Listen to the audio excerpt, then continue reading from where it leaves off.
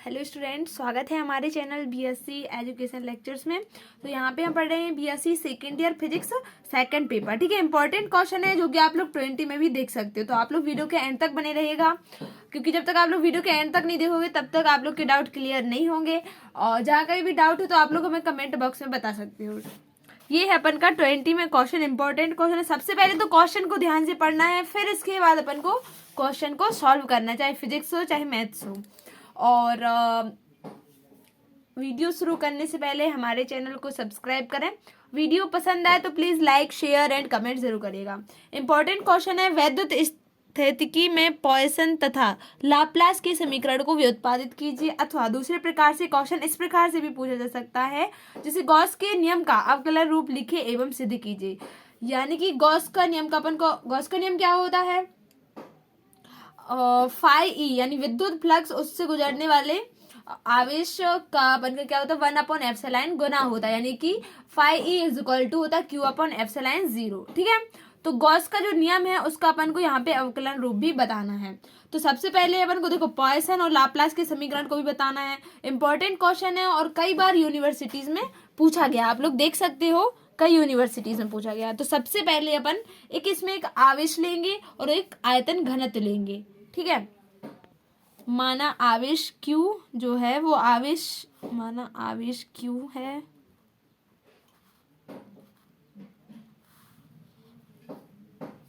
सतत रूप से किसी आयतन में वितरित है, जो सतत रूप से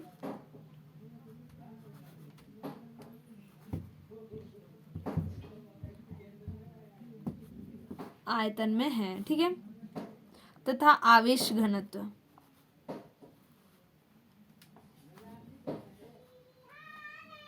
तथा ठीक है वितरित है तथा आवेश घनत्व P है। तो कुल आवेश अपन यहाँ पे कुल आवेश ले, क्योंकि आवेशित यानी आयतन ले रहे हैं ना, तो यहाँ पे अपन 3 इंटीग्रेशन लेके यहाँ पे अपन V लिख देंगे और अपन का हो जाएगा PdV। इसको दे देते अपन इक्वेशन फर्स्ट।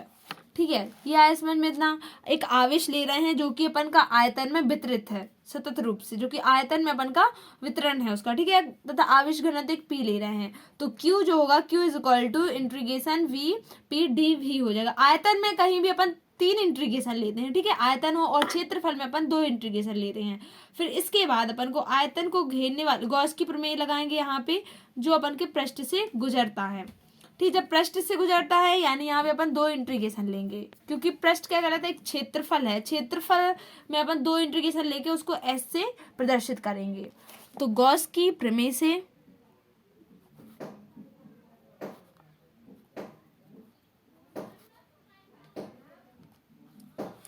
आयतन को घेरने वाले, जो ये आयतन है इसको घेरने वाले पृष्ठ से गुजरेगा जो विद्युत फ्लक्स,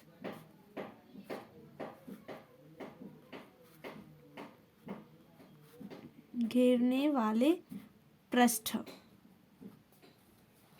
गुजरने वाला विद्युत फ्लक्स।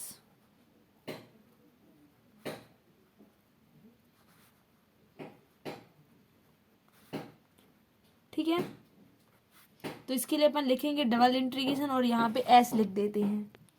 अपन विद्युत फ्लक्स को अपन क्या लिख सकते हैं EDA, क्योंकि एक विद्युत क्षेत्र है ये। ठीक है, तो EDA लिख सकते हैं। यहाँ पे अपन वेक्टर लगा के कर देंगे, ठीक, जो ये अपन की दिशा प्रदर्शित करता है। तो क्या होता है विद्युत फ्लक्स 1/एप्सिलॉन 0 के गुना होता है, यानी 1/एप्सिलॉन 0 और अपना ये आयतन, क्योंकि आयतन से घेर रहा है ना, आयतन को घेरने वाला पृष्ठ है, इसीलिए अपन ये आयतन ले लेंगे, PdV हो जाएगा। ठीक है, Q/एप्सिलॉन 0 क्या होता है, देखो विद्युत जो अपन का गॉस प्रमेय होता है वो क्या कहलाता है, Q यानी कि जो विद्युत फ्लक्स होगा अपन का phi E is equal to Q/एप्सिलॉन 0 होता है। ठीक है, ये होता है। तो फाई E को अपन ने एक पृष्ठ, क्योंकि पृष्ठ गुजर रहा है, पृष्ठ से गुजरने वाला विद्युत फ्लक्स, तो अपन पृष्ठ ले रहे थे तो अपन ने S ले लिया। और ये आयतन को घेर रहा है, यानी ये जो आवेश है Q से सतत आवेश, तो Q की वैल्यू अपन ने यहाँ पे पुट कर दी Q/एप्सिलॉन 0। ठीक है, Q की वैल्यू पुट करके यहाँ पे अपन ने Q के स्थान पे ये वाली वैल्यू रख दी। यहाँ पे आप लोग लिख सकते हो समीकरण 1 से। ठीक है, ठीक है, इतना होने के बाद अपन यहाँ पे गॉस की डाइवर्जेंस प्रमेय लगाएंगे। गॉस की डाइवर्जेंस प्रमेय जानते हो आप लोग क्या कहलाती है? ये अपन के 11th 12th में भी है गॉस की डाइवर्जेंस प्रमेय। देखो बीएससी फर्स्ट ईयर की जो मैथ्स है उसमें है अपन का गॉस की डाइवर्जेंस प्रमेय। ये होता है अपन का डाइवर्जेंस इंट्रीगेशन यानी ट्रिपल इंट्रीगेशन, और अपना ये भी आ जाएगा डाइवर्जेंस ई वेक्टर डी भी। ये होता है डाइवर्जेंस, जो गॉस की प्रमेय होती है उसकी डाइवर्जेंस प्रमेय, क्योंकि ये डाइवर्जेंस कहलाता ना, तो ये डाइवर्जेंस होती है। इसको अपन बराबर लिख सकते हैं एस ई डी ए। अब देखो ई डी ए की वैल्यू अपनी ये है, दी हुई है ना, तो अपन को यही यहाँ पे वैल्यू पुट करनी है। सबसे पहले अपन क्या करते हैं, देखो इसकी वैल्यू पुट कर लेते हैं जो इसकी दी हुई है। इसको दे देते अपन समीकरण 2, ठीक है, समीकरण 2, इसको समीकरण 3 दे दो, तो समीकरण 2 व 3 से, यानी कि अब यहाँ पे अपन इसकी वैल्यू ये पुट कर रहे हैं इसके स्थान पे, ठीक है, ई डी ए की, ठीक है, इसकी वैल्यू पुट कर देते हैं तो अपना ये आ जाएगा, ये तो जो कहते रहेगा डाइवर्जेंस ई डी भी हो जाएगा, ठीक है, बराबर इसके स्थान पे अपन को रखना है 1/ε0 और अपना ट्रिपल हो जाएगा, और यहाँ पे हो जाएगा पी डी भी। ये अपना क्या है, पी आवेश घनत्व है, ठीक है। तो इसका पक्षांतर कर देते, इस साइड ले आएंगे तो अपना माइनस में हो जाएगा डाइवर्जेंस ई डी भी हो जाएगा, ठीक है, -1/ε0 पी डी भी इज इक्वल टू 0 बचेगा। अब जो कॉमन निकल रहा है वो यहाँ से अपन कॉमन निकाल लेते हैं। देखो दोनों से डी भी कॉमन आ रहा है, यहाँ पे भी आप लोग ये लगा सकते हो, ना लगाना चाहो तो भी मत लगाओ, ठीक है,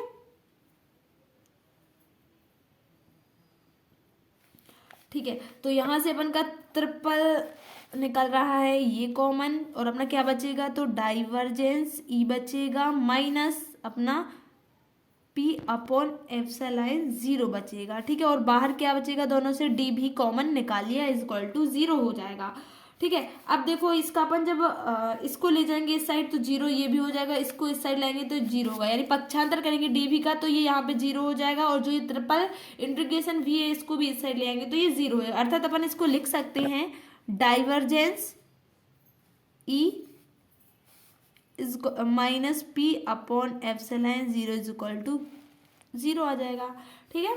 अपन ने केवल अपन का ये बचेगा और बाकी का सब 0। अब इसका फिर से पक्षांतर कर देते तो divergence E is equal to p/ε0 हो जाएगा। ये कहलाता है अपन का गॉस का अवकलन रूप, तथा इसी को अपन पायसन का समीकरण बोलते हैं। ये हो जाएगा अपन का इक्वेशन 3, तो यहाँ पे लिख सकते हैं यही पॉइसन का समीकरण है। अभी अपन को लाप्लास का समीकरण भी बताना, यही पॉइसन का समीकरण है, ठीक है, प्रूव्ड दैट।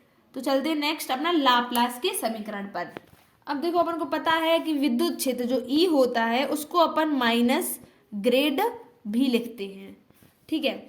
तो ये जो अपन का ग्रेड हो कहलाता है, ये अपन का कहलाता है डेल, ठीक है, क्योंकि आप लोग फर्स्ट ईयर की मैथ्स में यही सब कुछ गॉस है, डाइवर्जेंस है, ग्रेड है, तो ग्रेड को अपन बोलते हैं डेल, इसको डेल वेक्टर इनटू भी लिख सकते हैं, ठीक है। और डाइवर्जेंस को क्या लिख सकते हैं, डाइवर्जेंस ई को, इसीलिए डाइवर्जेंस ई को अपन लिख सकते हैं डेल इनटू ई। देखो जब ई को अपन माइनस ग्रेड भी लिख सकते हैं, डाइवर्जेंस का मतलब क्या होता है, डेल कहलाता है, तो अपन इसको ऐसा लिख सकते हैं, ई के स्थान पे अपन डेल भी लिख सकते हैं, डेल इनटू डेल भी हो जाएगा, ये अपना माइनस है, ठीक है, तो यहाँ पे भी अपना ये माइनस आ जाएगा, यानी इसको अपन डेल स्क्वायर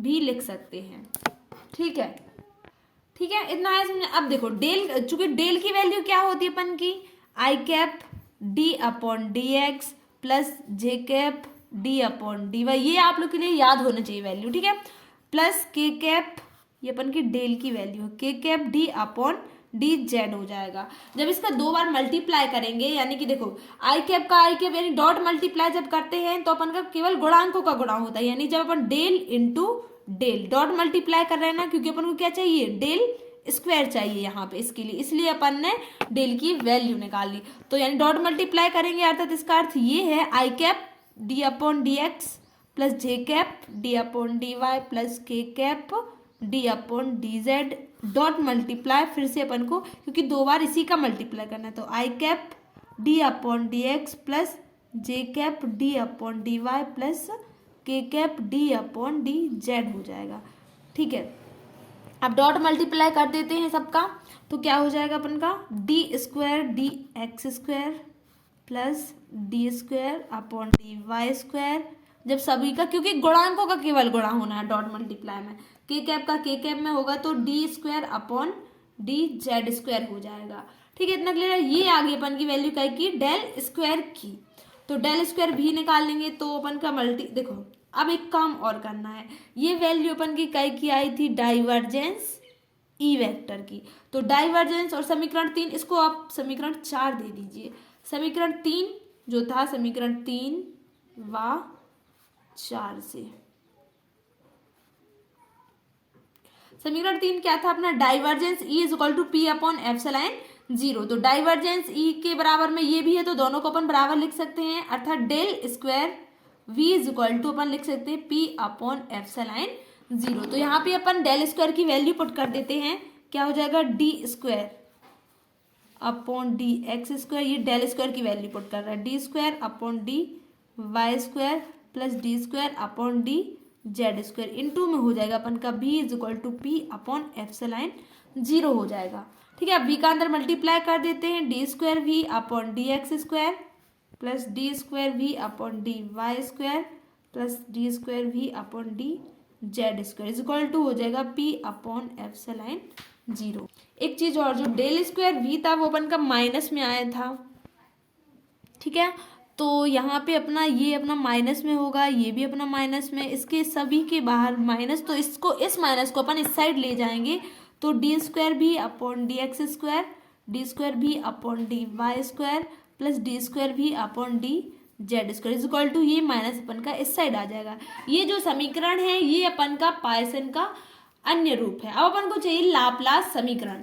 ठीक है, अभी तो ये पॉइसन का ही समीकरण है, एक अन्य रूप है, पॉइसन समीकरण का अन्य रूप है, आप लोग लिख सकते हो पॉइसन समीकरण।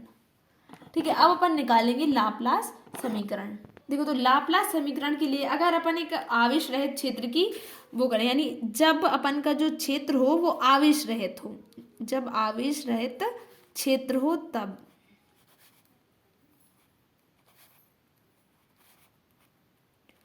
तब समीकरण 3, जो अपना समीकरण लास्ट का, ये अपना समीकरण 5 हो गया यहाँ पे। ठीक है, इसको अपन समीकरण 5 देते जो अपना भी निकला था, समीकरण 3 व 4 व 5 से, जब समीकरण 3, 4, 5 में आवेश रहित क्षेत्र होगा, यानी कि जब अपन P इज इक्वल टू 0 रखे तब। ठीक है, तो अपन का समीकरण 3 से अपन क्या ले सकते हैं, divergence E is equal to क्या था अपना P अपॉन एप्सिलॉन 0, तो इसको जब P अपॉन एप्सिलॉन 0 है तो P की वैल्यू जब 0 रखेंगे तो ये तो 0 हो जाएगा। ठीक है, तथा समीकरण 4 में del square V is equal to जो आया था उसमें अगर अपन P की वैल्यू रखेंगे तो वो भी अपना 0 हो जाएगा। और जो लास्ट का समीकरण था समीकरण 5, उससे अपन का आएगा D square V upon D X square plus D square V upon D Y square plus D square V upon D Z square is equal to क्या था अपना माइनस P अपॉन एप्सिलॉन 0। तो जब P के स्थान पे अपन 0 रखेंगे तो अपना ये पूरा टोटल 0 हो जाएगा, डी स्क्वायर भी D X square plus D square V upon D Y square plus D square V upon D Z square. P के स्थान पे 0 रखेंगे तो ये टोटल 0 हो जाएगा। तो यही अपन का लाप्लास का समीकरण है। इस पूरे को अपन समीकरण 6 दे देते हैं, तो समीकरण 6 जो है लाप्लास समीकरण है। ठीक है, आंसर, या फिर आप लोग प्रूव्ड भी लिख सकते हो। ठीक है, तो वीडियो देखो हमने तो पूरे करवा दिए, अब आप लोग की करने की बारी, आप लोग खुद करिएगा। ठीक है, अच्छे से सॉल्व करिएगा और हर यूनिट को अच्छे से पढ़िएगा, क्योंकि हर यूनिट से क्वेश्चन आते हैं, तो आप लोग के लिए हर यूनिट से करना पड़ेगा। और आप लोग बीएससी सेकेंड ईयर के और वीडियोस देखने के लिए चैनल की प्लेलिस्ट पर जाइए, क्रम से क्वेश्चन सॉल्व करवाए गए हैं यूनिट बाय यूनिट। और आप लोग math first paper, second paper, third paper BSc second year के सभी कंप्लीट हो चुके हैं।